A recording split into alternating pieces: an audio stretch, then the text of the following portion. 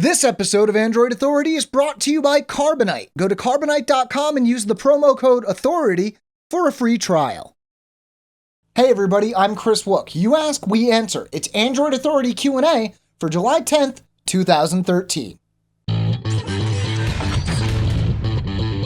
Ruben asks, when do you think the HTC One Max might be released? Also, what specs do you believe might be official on the handset?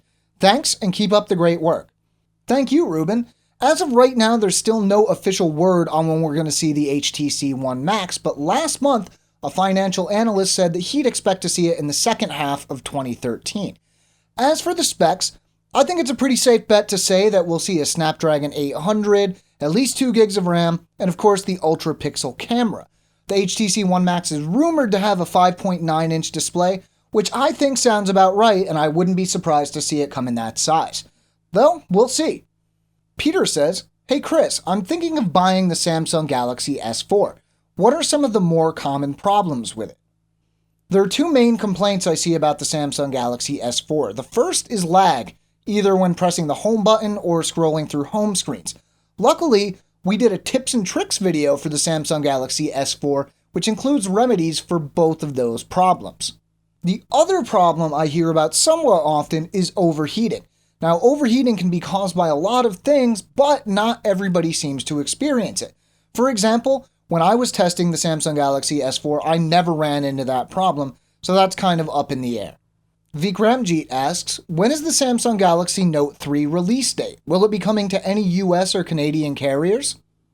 Well, last month we talked about some rumors that we might see the Note 3 sooner rather than later, but since Samsung's premiere event in the UK came and went without unveiling the Note 3, I think it's safe to say that, like last year, they'll unveil the Note 3 at IFA, and we'll see a release date in September just like with the Note 2. And for the second question, yes, the Note 3 is bound to be one of Samsung's biggest phones of the year in more ways than one, so we'll definitely see it on more than a few carriers in the US and Canada. Mata asks, is there any way I can use my HTC One S as a TV remote control like you can with the Galaxy S4? Maybe an app? Well, kinda, but it's not going to work exactly the same way. See, both the Galaxy S4 and the HTC One, for example, have built-in IR blasters just like a normal TV remote, so they can control any TV. You can find apps to control certain things, though, depending on your setup. Say if you're a Plex or XBMC user, they both have remote apps. And some smart TVs from companies like Samsung, LG, and Panasonic have remote apps as well. Gary asks, does the Samsung Galaxy S4 support 64GB microSD-HC cards?